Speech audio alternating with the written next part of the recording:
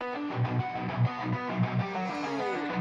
welcome to the Raw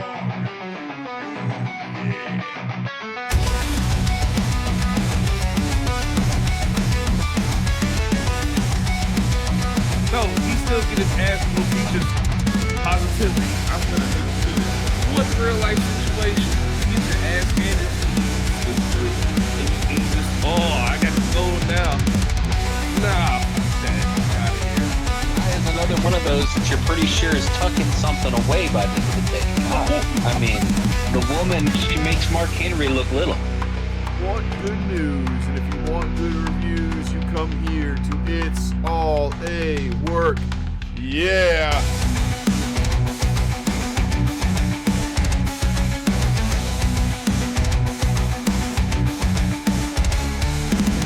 Snap into a podcast.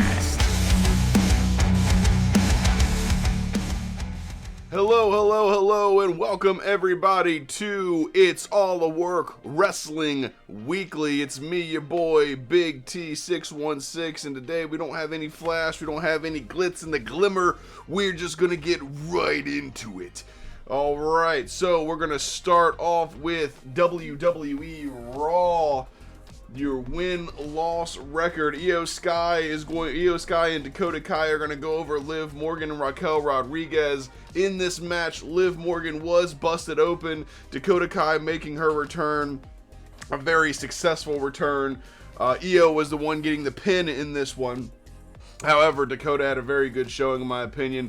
Bayley versus Lyra Valkyria in an Elimination Chamber qualifying match.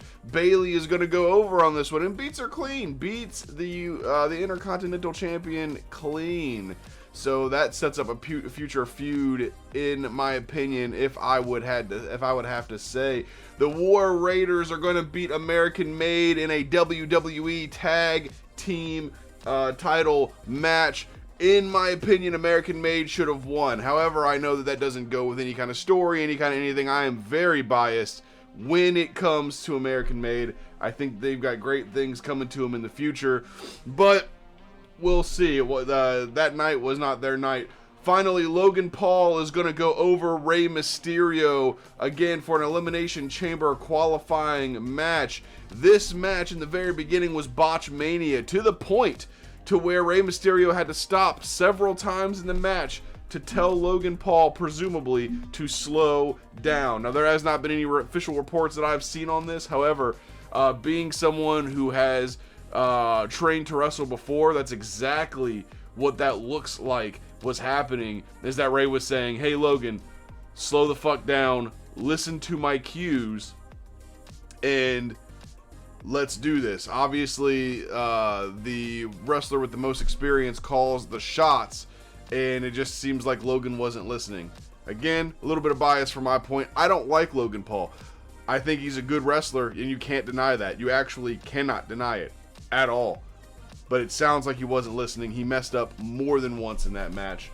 And so we will see what happens with his career as we go forward. I'm sure everything will go just fine because he is a big sponsor for WWE and is bringing them a lot of fresh young eyes, which is what they want. Moving on to NXT, we have Cora Jade going over Bayley with the Roxanne Perez distracting Bayley at the end. Bayley, it looked like, was going to go up for the elbow there, but Roxanne Perez comes out dressed as old school Bayley, and we go ahead and we get the distraction win for Cora Jade. Josh Briggs and Yoshiki Inamura are going to go over No Quarter Catch Crew and Hank Walker and Ted Ledger in a three-way tag match. Zarya is going to go over Nikita Lyons.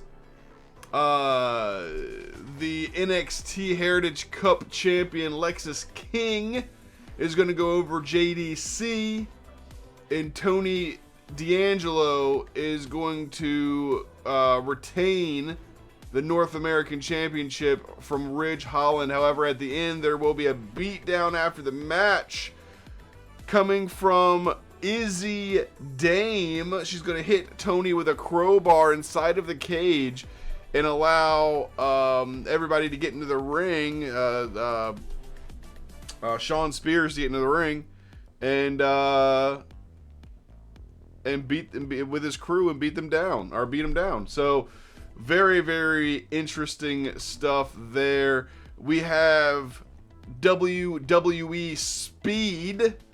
So WWE SPEED, the Women's Speed Championship tournament continues with Shotzi versus Isla Dawn. Obviously, Isla Dawn's partner, Alba Fire, released from the company. People were wondering what Isla Dawn was going to be doing. She's at least doing this, and this could be the last thing that she's doing. She might get released after this. You never know. But Shotzi is going to go over in this match. Obviously wins clean with about 17 seconds to go. And that is going to bring us out to SmackDown. SmackDown, always a loaded card, always a lot of matches. Naomi's going to go over Chelsea Green with the Elimination Chamber qualifying match. Motor City Machine Guns will go over Los Garza. LA Knight's going to go over The Miz, and at the very end, Shinsuke is going to get in the face of LA Knight. They're going to push that feud a little bit more, that United States Championship feud. Carmelo Hayes is going to go over R-Truth. I really don't know how I feel, if I'm being honest, about the direction Carmelo Hayes is going, but it is entertaining nonetheless. Anything Carmelo Hayes does is entertaining. So let's just let him cook, I guess. Tiffany Stratton is going to go over Nia Jax. Tiffany will be winning here. She'll be retaining her title via disqualification because of Candice Michelle. Oh my God. Candice LeRae coming out and attacking. Trish is going to come out to make the save at the end. And there's a little bit of a surprise at the end, which I will go ahead and mention in the news portion. Not a lot of news today, though. But Tiffany will retain her title there. Damian Priest is going to go over Jacob Fatu and Braun Strowman in an Elimination Chamber qualifying match. This happens because of a lot of bloodline drama. So, I mean, Solo's going to come out and get involved. Tama gets involved.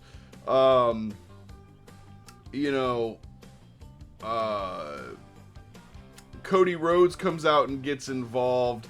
Solo Sikoa accidentally takes out Tama. Jacob's going to get in the face of Solo. And then that's going to leave Damian and Braun in the ring by themselves for Damian to hit the South of Heaven and get the win over Braun. Which is, I mean, it's not surprising that... It's not really surprising that Damian won. It's just, it's nice to see, Braun taking the South of Heaven. And that was your SmackDown, which is going to bring us to WWE Vengeance Day, just happening last night. We're going to have Stephanie Vaquer going over Fallon Henley to win the NXT Women's North American Championship. We're going to have NXT Tag Team Champions Nathan Frazier and Axiom. They are going to...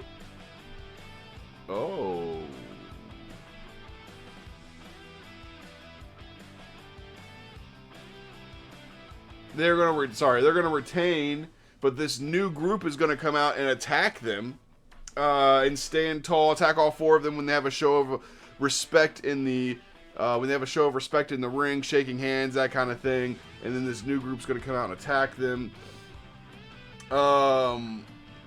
We get Eddie Thrope and Trick Williams in their strap match. Eddie Thrope's going to go over on Trick Williams, which was surprising to me. I would have assumed that Trick Williams was going to take that, but Eddie Thrope ended up taking it. We have Ethan Page going over Javon Evans. NXT Championship. Obafemi is going to retain against Austin Theory and Grayson Waller in this triple threat match. Honestly, that was always going to happen, but the very interesting thing is at the very end, this new group again comes out and attacks Obafemi, which is very weird. It's very rare that someone gets over on Obafemi, and it actually happened last night. So yeah. So that's what happened with NXT Vengeance Day. And we can just go ahead, I guess, and get into the news portion of this, because we did have some things that happened. Ricky Starks was there. You had Jordan Grace was there at Vengeance Day. So you had a lot. You had a couple of debuts. You had Jey Uso picking Gunther this week for the WrestleMania main event. You had Charlotte Flair picking Tiffany Stratton for the WrestleMania main event. Obviously, Ricky Starks came in on NXT on Wednesday, one day after leaving AEW, which was a major deal, shocking the world. It's not as crazy now as it was in the late 90s when that was happening with things like Lex Luger and stuff. But however, it's still crazy to see that it happened today and no one knew about it. No one seemingly knew about it. There was no buzz about it.